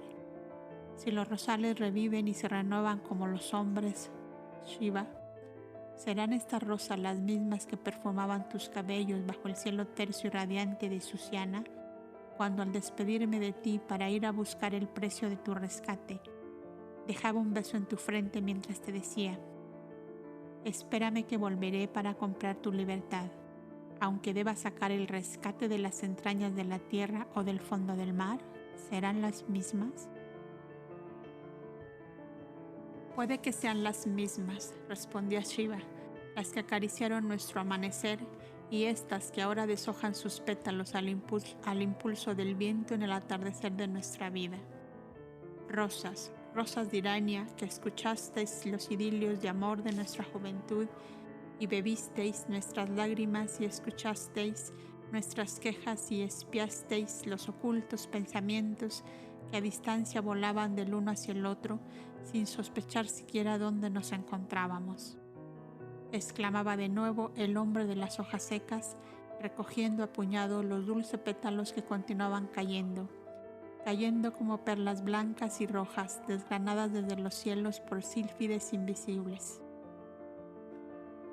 ¿No sois acaso tan lozanas como aquellas?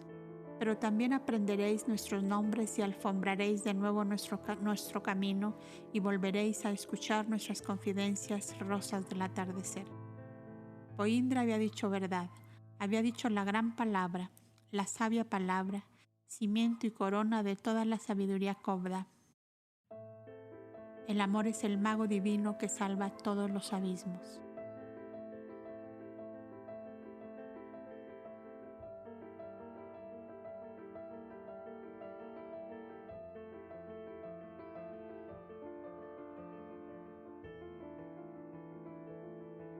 Num Maqui. Tal fue el nombre que en la época neolítica se dio a la región que la historia antigua ha llamado Media o Elam, y que está situada entre el mar Caspio y la inmensa mole de los montes sagros. Num Maqui significaba país de Numó, en la lengua de los Matcha, que era la raza que por entonces la habitaba, y tal nombre fue dado a aquella comarca por Eliamabi y Shiva. Cuando las vueltas y revueltas de la vida les devolvieron el valle aquel en que el anciano Aranzán había visto caminar en manada sus camellos y sus elefantes, y el horizonte de sus noches iluminado por el resplandor de millares de fuegos en que se cocían sus alimentos, sus pueblos y servidores. Aunque tarde a veces, los pueblos hacen justicia a los hombres que de verdad les amaron, y los matchas, habituados a la autoridad suave y paternal de Aranzán, no sufrieron largo tiempo el yugo pesado y duro de los caudillos gomerianos que los habían esclavizado. Arrojados del territorio, los invasores supieron, por los cobdas de las orillas del mar del norte, mar Caspio, donde se había retirado Selimán, y que la hija de Aranzán se encontraba en las orillas del Éufrates, con su marido y sus hijas. Los ancianos de la comarca dividieron su territorio en dos porciones iguales, costaneras ambas del gran lago Urán, la una para Selimán y la otra para Shiva.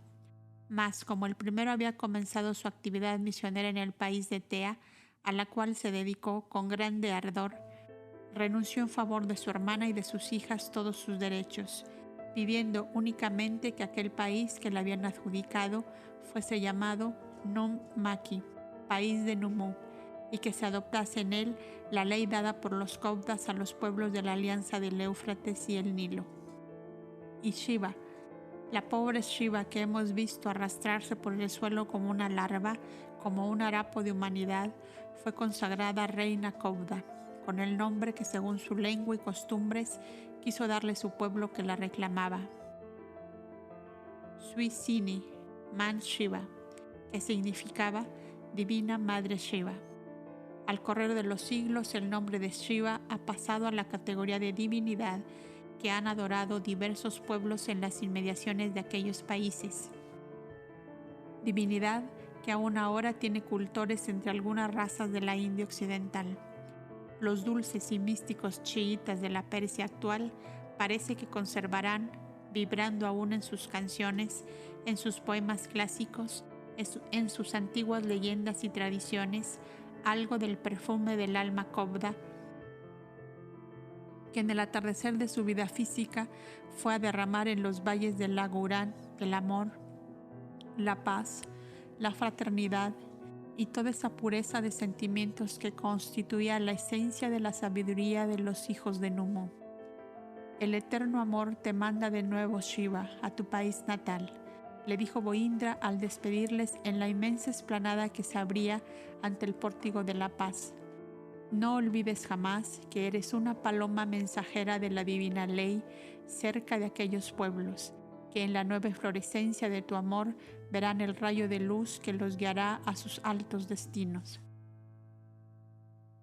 Para que Shiva se resignase a esta partida, que necesariamente debía ser por largo tiempo, el Alto Consejo envió juntamente con ellos 2 Kobdas de edad madura, hombres experimentados en dirigir multitudes, y 4 mujeres Kobdas que años atrás habían venido de aquel mismo país. Tal fue el consejo de gobierno que los Kobdas de la paz dieron a la paloma mensajera de la ley divina, que emprendía su vuelo desde La Paz hacia el otro lado de la cadena de los Montes Sagros. Antes de que la enorme barca en que se disponían a atravesar el Éufrates cortara amarras, Shiva y Eliamavi preguntaron a Boindra, que con Ada, Adamu y Evana y las 2 hijas de aquellos los habían acompañado: ¿nos recibiréis con tanto amor si tornamos algún día a vosotros? La paz será siempre vuestro hogar mientras los Kobdas del Éufrates no olviden lo que son en medio de los pueblos. Eliamavi y Shiva extendieron sus manos sobre sus 2 hijas que les vieron partir sin dolor, porque la felicidad de aquellos 2 seres que el eterno amor acababa de reunir parecía reflejarse en todos cuantos conocían la dolorosa tragedia de aquellas vidas azotadas por el infortunio durante tantos y tantos años. Dado el temperamento retraído y silencioso de Shiva, sus 2 hijas habían crecido más como hijas de Adamu y Evana que de aquella que les trajera la vida, sin contar con que la alianza espiritual de Yoheván y Sofía, o sea, Mavi y Elia, era más antigua y estrecha con Evana que con su madre carnal de esta hora. Para los hijos de Numú, grandes cultores del espíritu, se realizaban estas separaciones materiales sin esfuerzo y sin angustias, sin marchitar la exuberancia de los afectos puros de familia, grandeza que jamás han podido imitar las instituciones monásticas modernas, basadas en el desprecio de las leyes naturales y en una moral estrecha, mezquina y rígida, cristalizada en dogmas y en leyes que, anulando la voluntad, la razón y el libre albedrío, hacen del espíritu humano una lámpara artificial de luz mortecina en vez de resplandor de estrella que sirve de norte y guía a los viajeros. Mientras esto ocurría en La Paz, los Kobdas misioneros continuaban el viaje hacia el país de Tea, donde Iber y Selimán estrecharían otra alianza de amor de muchos siglos, que, como la de Shiva y Eliamavi, debía dar flores y frutos en abundancia para la magna civilización que comenzaba. El reino de Baú. A medida que nuestros misioneros avanzaban hacia el norte, las costumbres de los habitantes eran menos encuadradas dentro de la ley de la gran alianza del Éufrates y el Nilo, debido en parte a la dificultad para las comunicaciones de unos pueblos con otros. Podía notarse, no obstante, más ignorancia que maldad, lo cual hacía propicio el ambiente para una gran renovación. Somos sembradores de paz y de amor, decía Abel en las veladas a la luz de la luna, a la puerta de sus tiendas o bajo el frondoso ramaje de los árboles, a cuya sombra se detenían para descansar. Y si bien la mayoría de estos pueblos no pueden aún comprender la eterna verdad en toda su esplendorosa magnificencia, el lenguaje del amor lo comprenden todos los seres de la creación, desde el vegetal hasta el hombre, y el Kobda debe adaptarse a la capacidad mental y espiritual de los pueblos que busca levantar y redimir. La inmensa pradera denominada entonces Ur-Baú, que los Kobdas traducían reino de Baú, es el país que después se ha denominado Mesopotamia y que se encuentra abundantemente regada por el Éufrates y el Hildekel o Tigris. De una fertilidad maravillosa, aunque todavía en aquella remota época era de un clima frío la mayor parte del año, ofrecía grande abundancia y una extrema facilidad para la vida de hombres y animales. Esta misma circunstancia hacía que dicha región fuera muy codiciada por las razas que habitaban los países montañosos que la rodeaban, sobre todo los de las grandes estepas de Alesia y de las cordilleras nevadas del Tauro, que de tiempo en tiempo invadían a sangre y fuego las fértiles praderas cubiertas de trigales dorados y de rumorosos cañaverales de azúcar, sobre todo en las épocas de las abundantes cosechas. Estas invasiones habíanse hecho menos frecuentes desde que la Alianza tendió su red protectora de arqueros en torno a los países que la formaban. No obstante, los urbaucinos o hijos de Bau sentían grande alarma a la llegada de extranjeros a su país, pues dada su natural sencillez, fueron muchas veces engañados por invasores que bajo el pretexto de llegar en viaje de compra de ganados, de lanas o de cereales, habían sorprendido a los habitantes, despojándolos a veces de vidas y haciendas. Y conforme a los elementos de que disponían, eran los medios de defensa que usaban.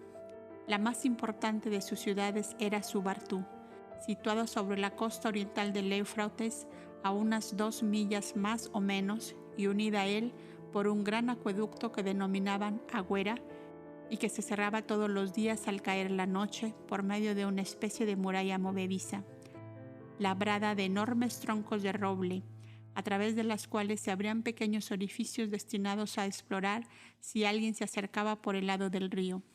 Al pie de esta muralla había siempre un destacamento de arqueros.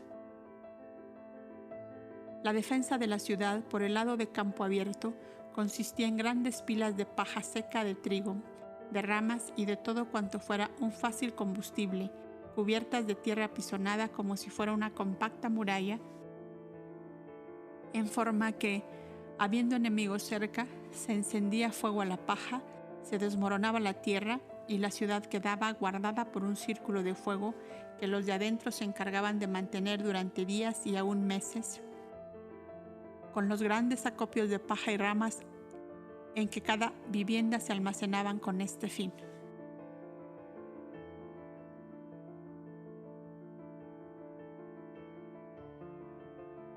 Paralelo a este círculo se encontraba otro que era una planicie circular de arena de varios codos de anchura, cuya margen interior iba a terminar en las aguas de un canal de igual ancho que estaba inmediatamente limitando el recinto de la ciudad.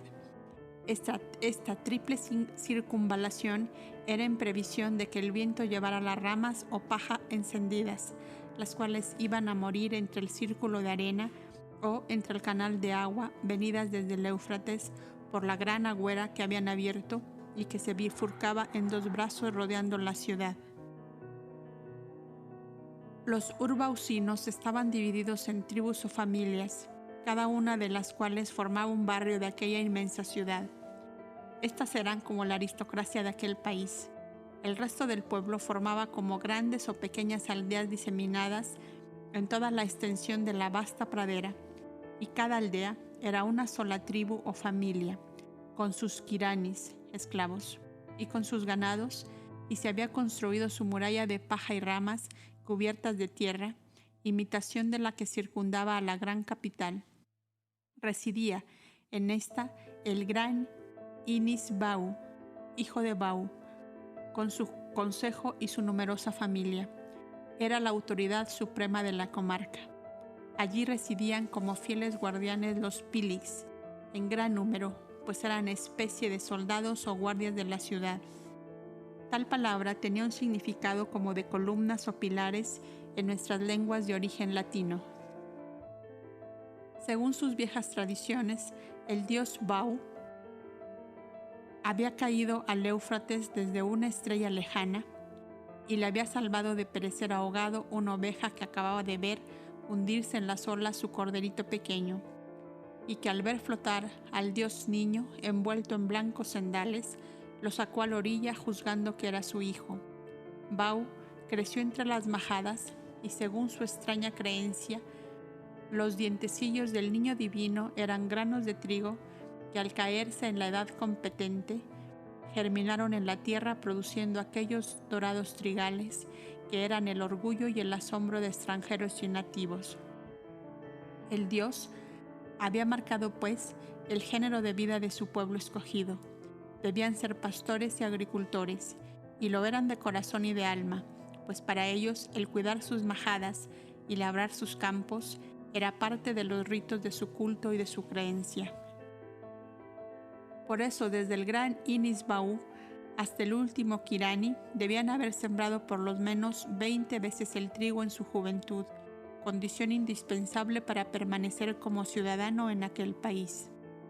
Tal era la tradición entre mitológica y real que conservaban entre ellos y que pasaba de unas generaciones a otras, ya verbalmente o grabadas en lámina de piedra, en cortezas de árboles o en grandes planchas de madera de roble con las inscripciones marcadas a fuego. Pero la historia real de los orígenes de este pueblo era otra. En época aún más remota, hubo una copiosa invasión de aguas en que los 4 grandes ríos de aquella pradera, que se habían desbordado por el deshielo repentino de los eternos glaciares que cubrían de nieve eterna las grandes cordilleras vecinas. La aparición de un gran cometa en la atmósfera de la Tierra provocó, durante muchas lunas, un calor sofocante, como si llamaradas de fuego circundaran el globo en todas direcciones. Por natural y lógica consecuencia, todo aquel inmenso valle, cortado por 4 grandes ríos, debía quedar convertido en una gran balsa de agua. Los habitantes de las regiones montañosas, afectadas por el sofocante calor, habían tratado de salvarse en barcazas hechas de troncos, donde juntamente con parte de sus ganados habíanse dejado llevar por la corriente de las aguas en espera de encontrar sitio seguro para establecerse. Y cuando las aguas habían ido a descargarse en los mares del continente, aquellas grandes balsas habían encallado en los pantanos costaneros de los ríos de la Mesopotamia. Algunas familias con sus animales se habían salvado y un sacerdote llamado Baú había grabado en un tronco de haya unas palabras cuyo significado era este: una estrella me trajo entre las aguas desbordadas a esta tierra, donde unas ovejas y unos granos de trigo me han dado vida, paz y alegría. Baú, hijo de Shamas. De estas breves palabras se había formado el culto, la creencia y las costumbres y la ley de todo un pueblo. Cuando el solitario sacerdote de Shamas, traído por los deshielos del norte, estampaba tales palabras, ¿cuán lejos estaría de suponer que algunos siglos después sería adorado como una divinidad por los pueblos pastores y labriegos de aquella comarca? Y Shamas, el dios de los hombres rubios del norte, llamado Shamanas, fue apellidado padre de Baú y adorado en el sol del ocaso, terminado el cual aparecía el rocío nocturno, o sea, el divino Hijo para fecundar los campos de cultivo. De transformaciones ideológicas o religiosas como estas, se encuentra completamente lleno aquel remoto pasado en el cual las dificultades y peligros de los viajes forzaba a que las emigraciones las hicieran tribus o pueblos en conjunto de centenares o de miles. El éxodo del pueblo hebreo desde Egipto a Canaán, que refiere como algo muy extraordinario en la Biblia, elevándolo casi a las alturas inconcebibles de lo milagroso y lo estupendo, es quizá el único de que las civilizaciones modernas han conservado memoria, y no es más que un reflejo de las ininterrumpidas emigraciones de pueblos, de razas, de tribus, en busca de mejores tierras para establecerse con sus costumbres, sus cultos y sus rituales. Ora por persecuciones de unas razas contra otras, ora por cataclismos geológicos o movimientos sísmicos, y más comúnmente en aquellas épocas por las frecuentes invasiones de las aguas que el deshielo de los glaciares en la continua transformación de la superficie terrestre causaba en ella profundas alteraciones. Mares que abandonaban gran parte de sus estuarios, dejándolos convertidos en resecas sabanas de arena para vaciarse sobre otros territorios que habían bajado de nivel por hundimientos parciales o por erupciones de volcanes. Lagos de agua dulce, nacidos en manantiales, que encima de una meseta se abrían al reflejo de los hielos como la inmensa puerta de un cofre de cristal y que por una abertura en su lecho de piedra empezaban a desbordarse a la llanura cual un torrente, formando al correr de los años un río caudaloso. Montañas derrumbadas cambiando el curso de los ríos y haciéndoles desbordar a veces sobre ciudades y aldeas, forman algo así como una danza gigantesca y trágica de titanes y de magos que para el hombre que no reconoce más que su insignificante vida de 50 o 90 años, que se han deslizado todos iguales y acaso sin alteración ninguna, parécele todo esto un cuento maravilloso como aquello de los encantamientos en que un príncipe bellísimo rayaba la tierra con su pie y se abría un torrente o soplaba con su boca hacia el espacio y caían las estrellas. Pero los siglos, los centenares de siglos, los millares y millares de siglos dicen al hombre de hoy que desde que la tierra fue una burbuja de gas hasta la hora actual, ¿qué género de hecatombes siderales, astrales, etéreas, geológicas y fluviales no se habrán sucedido en apartadas épocas, de forma que los hombres de la una nada han podido saber de las tragedias inmensas de sus lejanos antepasados de las otras? He aquí el gran error cometido por los hombres estudiosos de todos los tiempos al pretender que sus conquistas en cualquier ramo del saber humano sean la última palabra de la ciencia o la verdad absoluta en los dominios de la historia. He aquí como una pueril vanidad conduce al más desastroso ridículo al resonante y majestuoso non plus ultra de las pasadas edades. Queriendo elevar a la grandeza excelsa y eterna de lo inamovible, de lo único, de lo que fue, es y será, de lo invariable, lo que está sujeto a continuas y eternas transformaciones, instituciones, seres, continentes y mundos. Si hubiéramos sido capaces de comprender al Verbo de Dios encarnado en el genial e inimitable Jesús de Nazaret, bien claro nos lo dijo en esta su frase que parece de bronce: los cielos y la tierra pasarán, pero mi palabra no pasará. Los mundos nacen, crecen, decaen y se disgregan como gigantesco torbellino de polvo, pero la palabra de los Mesías que llevan a cada mundo la manifestación de la causa suprema, de la eterna energía y del eterno amor, he ahí lo único que no puede ser ni será jamás, sino de una sola forma, invariable, inamovible, por los siglos de los siglos, en la eternidad sin fin.